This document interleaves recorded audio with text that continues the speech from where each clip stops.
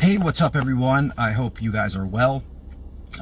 Chiming in with a quick one here. First, I wanted to share this picture with you guys. I was finally able to meet the rooster that inspired me to start the Roosters Crow podcast. And for those of you that don't know, I work behind the place where I work. There's this old Orthodox Antioch church, St. Elias, and my son was born 8 months ago. We named him Elias, Elijah, after the prophet.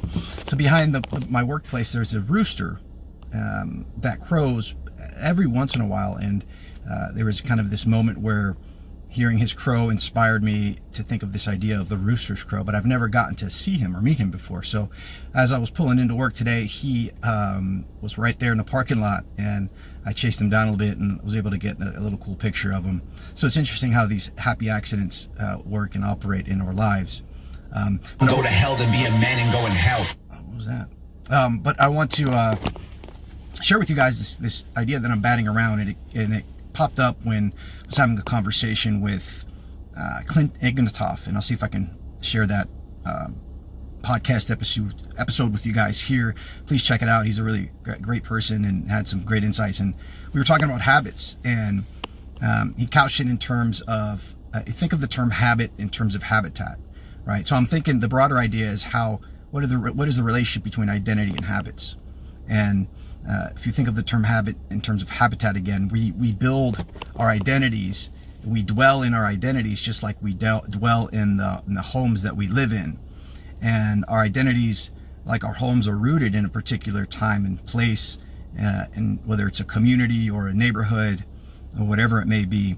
And so there's an important relationship between habits, habitat, and identities, human identities.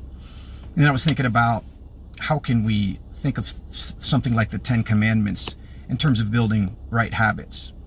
And you'd have to, the 10 Commandments are situated in terms of a negative. Thou shalt not steal, thou shalt not kill, thou shalt not covet. So how do we invert those in terms of positive terms, right?